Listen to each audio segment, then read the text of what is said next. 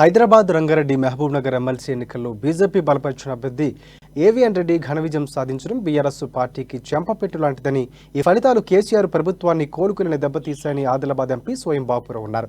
ఈ మేరకు ఢిల్లీ నుంచి మీడియాకు ఒక ప్రకటన విడుదల చేశారు.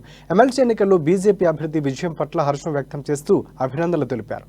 పట్టభద్రులు, మేధావులు, నిరుద్యోగుల నుంచి టీఆర్ఎస్ ప్రభుత్వానికి వ్యతిరేకత ఎదురవుతుందని, మోదీ నాయకత్వంలో రాష్ట్రంలో సుస్థిరమైన ప్రభుత్వాన్ని బీజేపీ ఏర్పాటు చేయడం ఖాయమని ధీమా వ్యక్తం చేశారు.